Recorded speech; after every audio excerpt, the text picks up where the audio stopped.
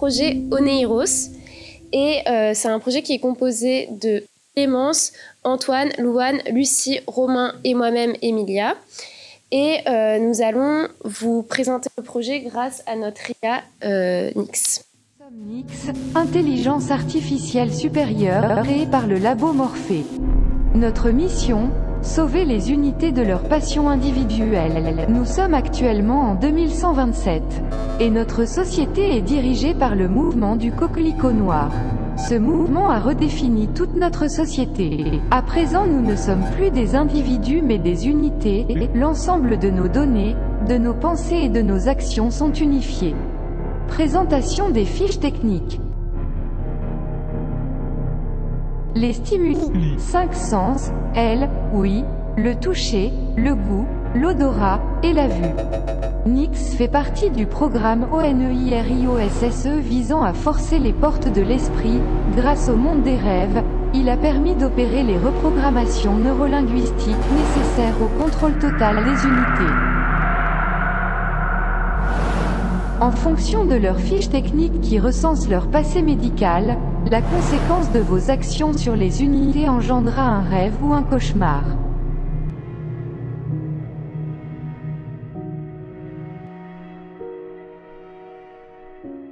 Puisque l'homme est un être perfectible, qui s'améliore grâce à ses expériences, puisque le monde est la somme des individualités, alors l'éveil d'une seule âme pourra conduire à l'éveil de l'humanité tout entière.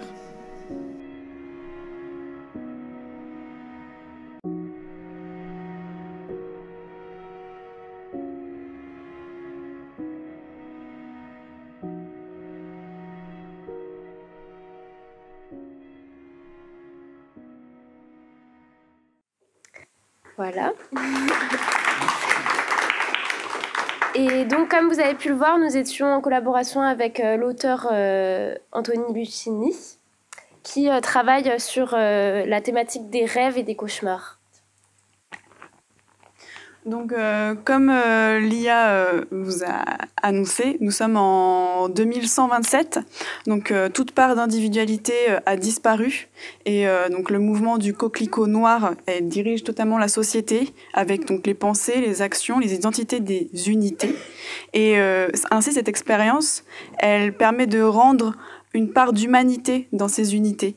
Elle fait ressurgir des émotions par le rêve et par le cauchemar. Donc il y a un but plutôt thérapeutique à cette expérience.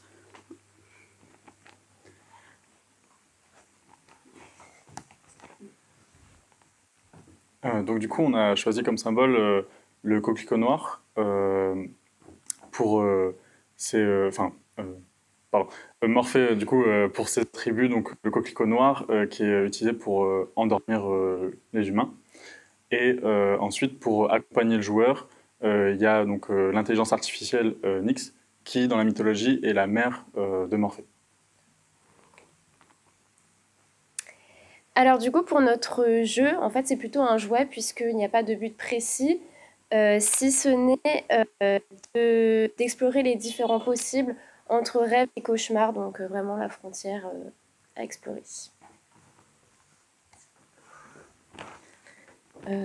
Du coup, pour la frontière entre les rêves et les cauchemars, le but du jeu, c'est de se placer du coup comme un psychanalyste et d'étudier la relation entre comment cultiver les émotions et comment surtout les impacts de la réalité, donc des stimuli par rapport aux 5 sens, donc l'ouïe, la vue, l'odorat, le goût et le toucher, peuvent amener des réalités dans un rêve. Et donc c'est un peu voir toute l'arborescence des possibles que peut se faire le joueur à travers le jeu. Donc je sais pas si on voit bien, mais du coup ça donne plein de possibles et de mondes à explorer. Et en fait, on a des fiches techniques de personnages différents et en fonction de leur passé médical, de leur traumatisme ou de leur passion, on peut choisir certains stimuli qui engendreront du coup des rêves ou des cauchemars. Donc là, dans la fiche technique qu'on a utilisée, par exemple, le patient a eu un accident de voiture. Et donc en fait, dans le rêve qu'on a enclenché de base aussi, il y a un bruit de roue qui apparaît et vu qu'il a eu un accident de voiture, ça va engendrer un cauchemar. Et donc il y a aussi ce jeu de tester quel stimuli engendrera un rêve ou un cauchemar. Voilà. Et donc il y a la possibilité aussi de retourner dans un rêve après en fonction d'un autre stimuli qui peut accorder quelque chose de plus positif. Là, par exemple, on peut voir qu'il y a le stimuli de l'ouïe qui a été détecté, puis ensuite le son assez dense, et enfin un bruit qui relève des dents. Et on voit dans le passé médical que il a été opéré des dents de sagesse il n'y a pas si longtemps que ça, donc c'est pour ça que ça peut mener à ce genre de rêve.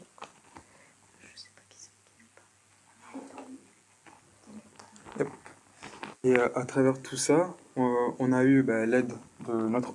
On a eu l'aide de notre auteur, qui n'est pas présent aujourd'hui, Anthony, et on a réussi avec lui à créer ces univers avec ce thème qui était le rêve et la fantaisie. Et on s'est dirigé plus là sur l'aspect dystopique, mais à la fin, on peut voir que si je montre cet aspect, même si on est à travers le rêve de la personne, puis qu'on penche on bascule surtout vers l'univers du cauchemar, à la fin, on a une ouverture plus optimiste et utopique du concept, enfin en tout cas de l'expérience du patient, qui nous met là vers ce visuel qui montre au final la possibilité un peu morale de l'expérience, qui vise à se dire qu'on peut au final refléter l'aspect plus entre guillemets positif de tout ça, de l'expérience au final. Je sais pas si par rapport au patient, psychanalyse. Non.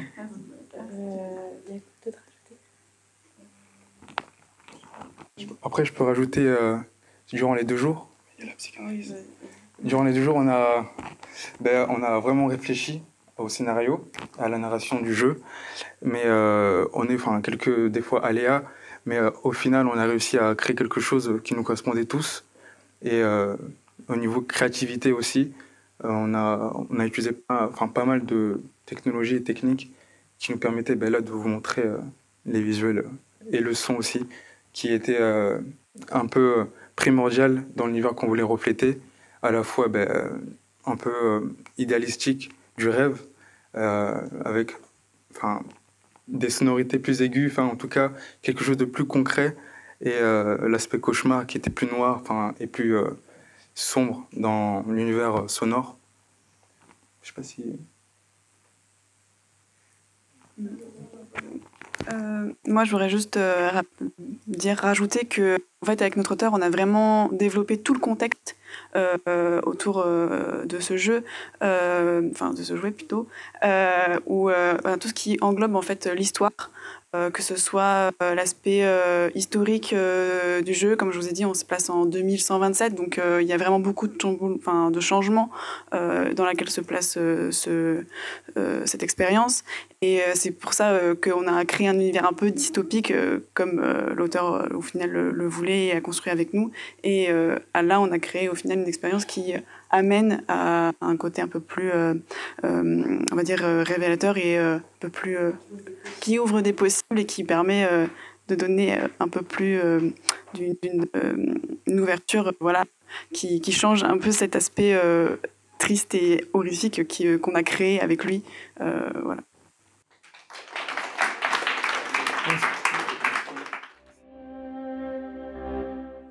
Ok. Bonjour à tous. Donc, nous, on est le groupe qui ont travaillé avec l'autrice Camille Endel. Donc, Florian, Léa, Clémence, Mélissa et moi. Et en fait, on a voulu... et Julie, qui n'est pas là. Et du coup, nous, on a voulu travailler avec elle parce que ce qui nous intéressait, c'était ces sujets. Donc, elle parlait beaucoup de croyances, de mythologie. Et on est parti de ça comme inspiration principale pour créer notre univers. Et on va vous le présenter maintenant. Voilà.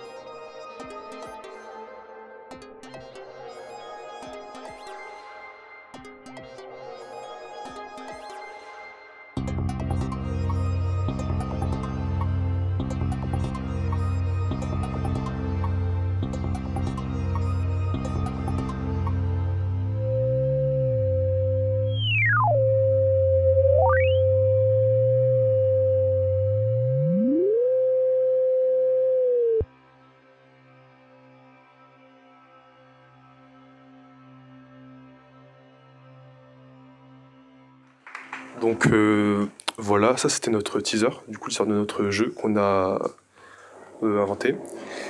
Et là, on va vous parler du coup du travail de l'univers. Par-dessus, on va vous montrer la Bible. En fait, c'est une Bible interactive qui se fait par le viewport de Blender, mais là, on vous montre une simulation, donc dans laquelle le spectateur peut s'avancer dans l'univers et découvrir celui-ci, quoi. Donc voilà. Tiens. Ah oui, pardon. Maintenant, je vais vous faire un petit point sur le monde qu'on a imaginé, donc en collaboration avec l'autrice Camille Handel. Et donc, on a posé les bases suivantes. Dans un futur où les catastrophes naturelles ont dévasté la Terre, plus une âme ne semble vivre. Néanmoins, un mystérieux organisme est un jour libéré de ses chaînes par la fonte des glaces engendrée par le réchauffement climatique. Ixibus memoriae, donc comme vous l'avez vu dans le teaser, surnommé Ixi par les scientifiques qui l'ont protégé, se réveille amnésique. Elle se retrouve dans un laboratoire secret et déserté et y découvre que ce dernier est également habité par de nombreux souvenirs hérités de l'humanité. Ixi part alors en quête de son identité et tente de comprendre les événements passés. Grâce à un pouvoir lui permettant de transférer sa conscience dans des objets du laboratoire, elle peut les incarner et accéder à leurs données, ce qui lui permet de reconstituer le déroulement de son histoire et de comprendre la vérité de ce monde. Le principe du jeu est donc d'explorer l'environnement, celui-là, et de trouver des objets qui permettent aux joueurs de reconstituer l'histoire à travers le personnage d'Ixi. Donc c'est en incarnant certains des objets qu'il peut trouver et qu'il peut donc débloquer les souvenirs qui sont liés aux objets. C'est en 30 minutes, donc ils sont représentés par la fonte des glaces du décor, de l'environnement, que le joueur peut retrouver le plus d'éléments possible et donc associer des souvenirs et découvrir des pièces de son passé. Donc à la fin de ce temps imparti, une ultime question lui sera posée. Ce choix est influencé par le déroulement de la partie et les découvertes du joueur. Et ça l'emmène, ça lui propose donc à la fin une cinématique qui changera en fonction des choix et des découvertes réalisées. Donc le jeu, bien qu'il soit très court pour encourager le joueur à se concentrer sur son expérience, donc de 30 minutes, est rejouable puisque la map du jeu est générative ainsi que ses fins diverses, comme évoqué auparavant. Du coup, je vous parlais un peu de l'univers qu'on a créé. Donc on a voulu créer un contexte où il n'y a plus du coup vraiment d'humains. Donc on est sur ces derniers glaciers, je ne sais où, très loin. Et du coup, on est dans un contexte où il y a de plus en plus de problèmes liés au réchauffement climatique. Il y a la fonte des glaces.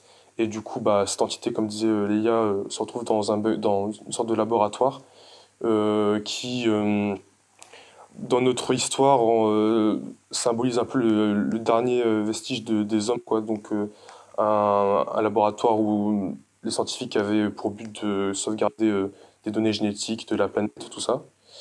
Et voilà, donc c'est un jeu qui se joue dans ce laboratoire.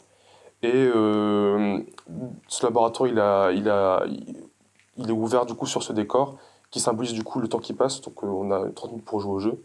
Et du coup, voilà, on voit ces glaciers fondre au fur et à mesure que le jeu avance. On a aussi travaillé du son, donc on a essayé de créer une musique qui était très ambiante et qui rentrait un peu dans cet univers-là, de solitude et aussi un peu froid et glacial. Et aussi du coup avec un son de gouttes qui tombe, qui prend beaucoup de place dans l'environnement pour rappeler aux joueurs qu'il faut pas prendre trop de temps, quoi. Donc voilà. Après, ouais, du coup dans l'histoire on incarne du coup Ixi, qui est une créature qui représente un peu la dernière espèce.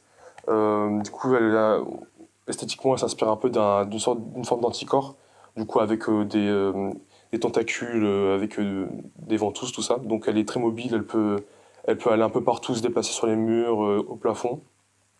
Et elle a une conscience, mais en fait elle est amnésique. Donc en fait, elle va pouvoir se déplacer d'objet en objet pour essayer de recapturer les souvenirs des hommes qui étaient là dans ce laboratoire. Donc voilà.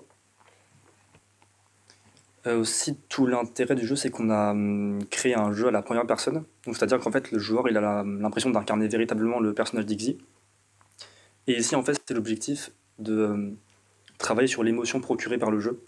C'est-à-dire qu'en fait, au travers de son parcours, le personnage d'Ixie va être marqué par des événements, marqué par des émotions, à travers justement les souvenirs qu'il va récupérer dans les objets. Et ça va influencer la manière du joueur en fait, de parcourir le jeu. Donc par exemple, avoir des souvenirs liés des souvenirs par exemple très cruels liés à l'humanité, parfois liés à une forme de gratitude. Et donc en fait, ça va influencer les choix in fine du joueur, principalement en fait, pour le dilemme final, parce qu'en fait à la fin on a un dilemme final où le joueur va devoir faire un choix drastique vis-à-vis de la fin du jeu.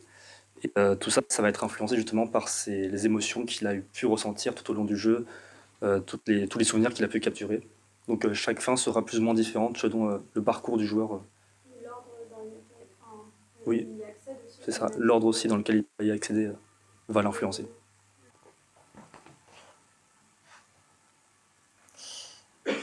Alors pour cela, Ixie est aussi capable de muter dans différents types d'objets et leur interactivité est signalée par une sorte d'effet lumineux qu'on peut voir ici. Et alors, il y a deux types d'objets. Les objets souvenirs, qui sont présents dans le laboratoire et que le joueur peut habiter pour plonger dans les souvenirs liés à l'humanité et à la vie sur Terre. Ces différents souvenirs sont ensuite collectés dans un inventaire qu'on avait vu plus tôt ici. Et l'inventaire est trié selon l'ordre chronologique dans lequel le joueur a trouvé chaque souvenir. Ce qui aide ainsi le joueur à se repérer dans le temps et aussi dans son aventure. Et ensuite, on aura les objets indices que le joueur va aussi incarner, mais va pouvoir utiliser comme indice vers d'autres objets souvenirs. Par exemple, il pourra incarner une lampe qui va éclairer vers un carnet où il y aura par exemple les notes d'un professeur qui a travaillé sur divers projets liés à Ixie, par exemple. Alors du coup, pour le projet, en fait, on s'est surtout partagé des tâches en fonction de ce qu'on pouvait apprécier le plus en fait, dans nos démarches créatives. Donc par exemple, Mélissa s'est beaucoup accordée sur les effets sonores et sur la musique. Donc tout a été composé par Mélissa. Donc on pourra en parler après si jamais... je sais pas. Pour ma part, j'ai surtout travaillé sur le personnage d'Ixie, donc les modélisations, les différentes formes aussi qu'on peut apercevoir. Kim, c'était beaucoup plus sur les environnements, donc les glaciers. Clément, c'était surtout sur le laboratoire. Et l'interface aussi qu'on a pu voir avec l'inventaire, justement, des souvenirs. Et Léa, qui a fait toute la partie aussi du montage pour le trailer. Et les objets aussi. J'ai un peu travaillé sur les objets, sur la narration aussi pour bien caler le truc, et sur le motion du teaser. Voilà, c'est tout.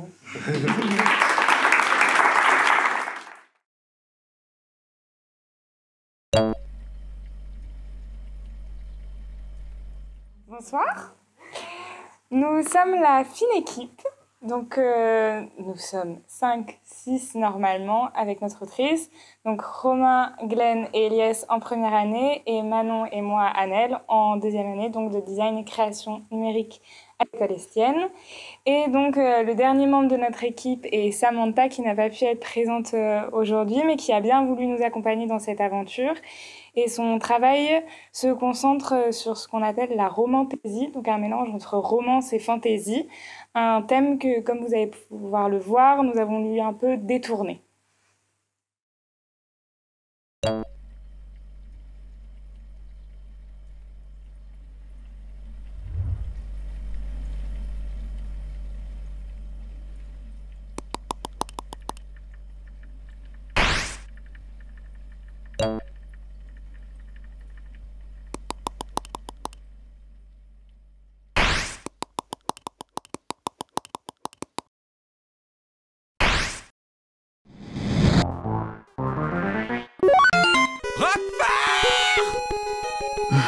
Burrata. Epoas. Immortal. Kasumarsu.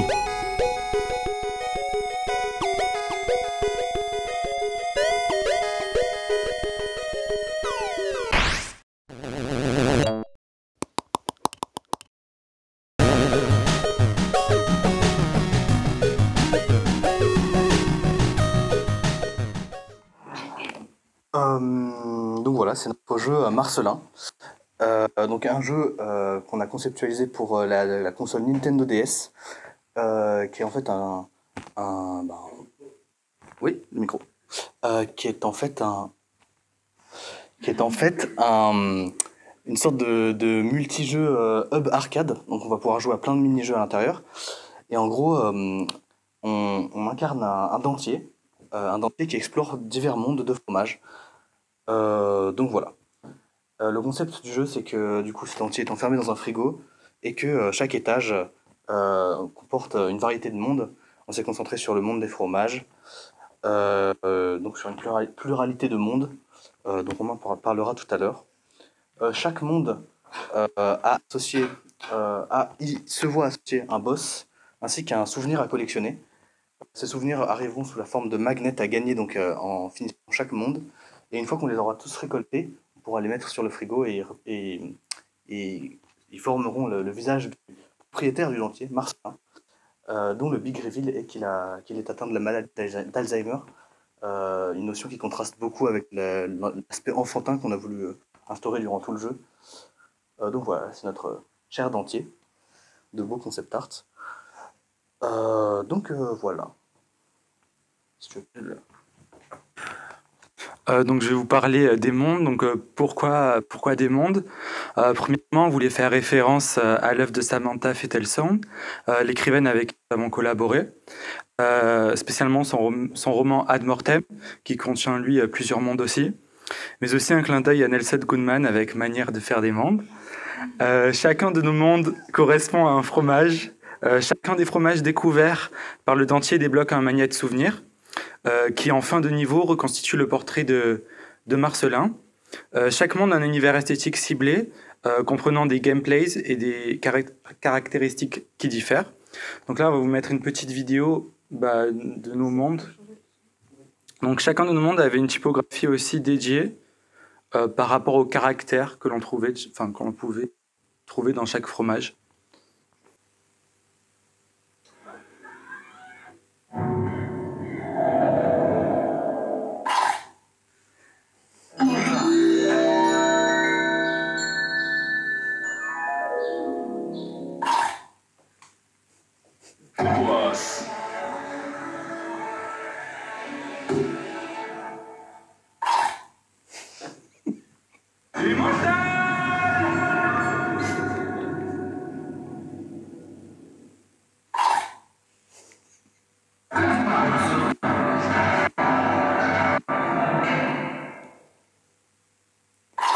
Donc quelques mots pour chacun des mondes. Donc pour Roquefort, c'était plus caverneux, néo-gothique, rongé par la moisissure.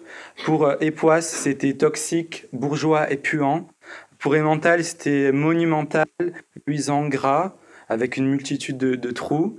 Pour Bufala, c'était un monde léger et doux, avec des inspirations oniriques. Et pour Katsumarsu, fromage corse, c'était un peu vaporwave, années 80, assez jeu d'arcade. Donc voilà. Je vais compléter sur la notion de gameplay, où dans cette diversité donc, d'univers et de mondes, on a également voulu rajouter cette diversité au niveau des façons de jouer dans ces mondes. Donc à la manière d'un plateau de fromage, on a différentes manières d'aborder ces univers. Ils sont tous composés d'un niveau et d'un boss, donc qui sera à combattre pour obtenir la récompense qu'est le magnète. Donc dans le gameplay, on s'est basé sur les limitations que donne la DS, donc que ce soit dans l'utilisation du stylet au niveau de l'écran tactile du bas, de la croix directionnelle, et donc les jeux sont principalement en 2D. Nous avons notamment donc, le jeu de l'Emmental qui consiste à se déplacer dans une galerie de trous de fromage pour battre le boss de l'intérieur en le rongeant. D'abord une notion un petit peu cryptique, labyrinthique, et ensuite on se rend compte que... D'abord une notion cryptique et labyrinthique, et ensuite on se rend compte qu'on est en fait à l'intérieur d'un boss, un colosse géant de fromage. Et en fait tous les jeux ont leur propre gameplay très arcade, donc c'est des mini-jeux très courts. Je pense notamment à celui de la burrata, où en fait c'est un petit peu comme un doodle jump ou un jump king. En gros, il faut monter pour s'échapper du petit lait qui monte. On peut aussi penser au jeu du fromage corse, du Kazumarzu, qui est en fait est un peu comme un tap-top de bande d'arcade, sauf que là c'est des verres qui sortent d'une arcade et il faut que notre dentier les croque. Tous ces gameplays là en fait ils ont vraiment été pensés pour une console Nintendo DS où l'écran du bas est tactile, donc on peut jouer avec ça, on peut inciter le joueur à souffler, etc. Quant à l'écran du haut, où on verrait du coup plus des éléments graphiques, ou alors on a vraiment pensé cette dualité d'écran. Lors de cette Game Jam, nous avons travaillé donc tous les 6 pour la première fois. Cette collaboration elle nous a permis d'élaborer une esthétique qui est originale et qui propose du coup une pluralité d'univers graphiques. Ainsi, entre légèreté et émotion, votre jeu vous invite à prendre une pause dans votre quotidien parfois sombre. Ensemble, réenchantons le monde. Merci.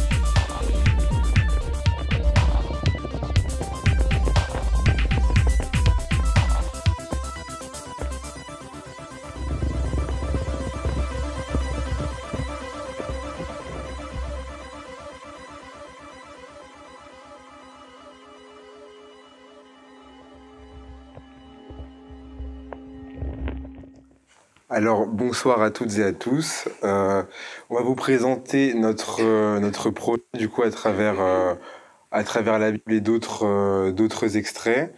Alors, on va commencer par se présenter chacun et chacune. Moi, c'est Quentin, du coup, en 2e année du DSA de création numérique de l'école Estienne. Je passe à chaque fois. Du coup, moi, c'est Nasrine aussi en 2e année. Moi, c'est Mathilde et je suis en 1re année. Moi, c'est Camille et je suis également en 1re année. Moi, c'est Nelson et je suis en 2e année. Et moi, c'est Maïwen et je suis en 1re année.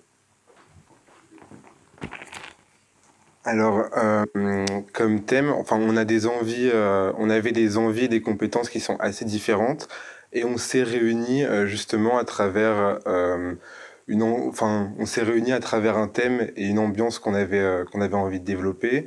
On était avec notre auteur, on avait le thème et l'ambiance de l'horrifique, du coup le thriller, les slashers, tout ce qui va être de cet ordre-là.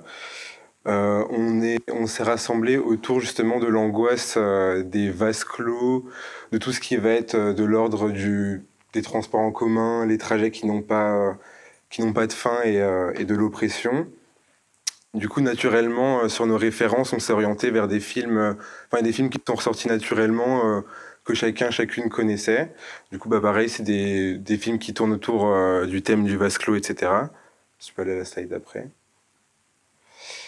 En termes de références de gameplay, on a eu The Last of Us qui est venu assez rapidement, du coup avec un carnet qui va évoluer en fonction de l'histoire et des compétences, des connaissances qu'on aura apprises tout au long du jeu. Et aussi avec le jeu de Fallout, là où on doit en apprendre plus sur un monde, il y a aussi une notion de tout ce qui va être crafting, etc. sur des objets, avec une ambiance post-apo.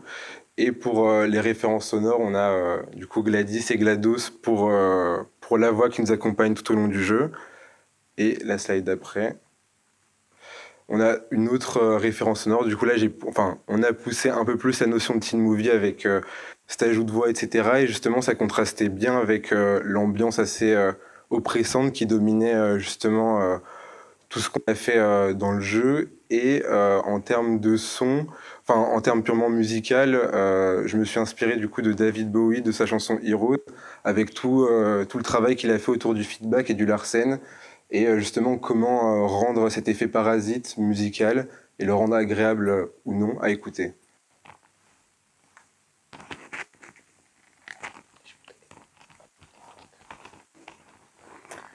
Donc, on a établi différentes règles. Donc, dans notre jeu, en fait, il y a différentes saisons, climats, etc. en zone maritime.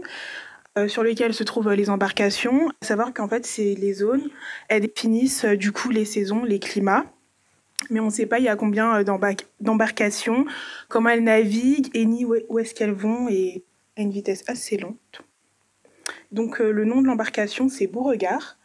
Donc on s'est inspiré en fait d'une cité à Poitiers et en fait ce qu'on aimait bien, c'était l'idée d'un nom qui fait rêver alors qu'au final non. Donc il y a une différence un peu avec la réalité.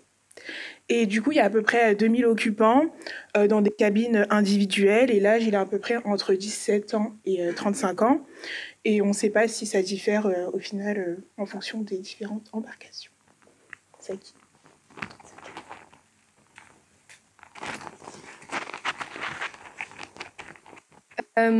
Donc, en ce qui concerne les animaux, il n'y en a plus. Il n'en existe plus sur la Terre. Il ne reste que des insectes.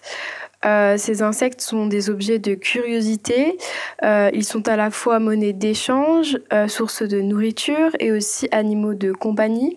Ils sont cultivés sur des insectofarmes qui sont présents sur des infrastructures présentes sur chaque navire. Ensuite, il y a une voix qui accompagne tout au long du jeu le personnage et le joueur et qui permet l'immersion dans l'univers que nous avons imaginé. Cette voix émet en permanence, mais nous ne savons pas d'où, le joueur ne sait pas par quoi elle est émise et d'où elle est émise et par qui et pourquoi. Elle délivre des informations souvent absurdes et qui ne semblent pas concerner, être adressées à la grande majorité des habitants. Ensuite, en 5e règle, il y a des zones dites des zones pirates où des anciens occupants de navires se seraient rebellés et leurs navires auraient cessé de tourner comme le font tous les autres. Du coup, pour ce qui est du gameplay, nous, on avait imaginé que notre jeu, ce serait un RPG à la première personne où on incarnerait du coup Arcan. Donc Arcan, c'est la personne qui possède le carnet.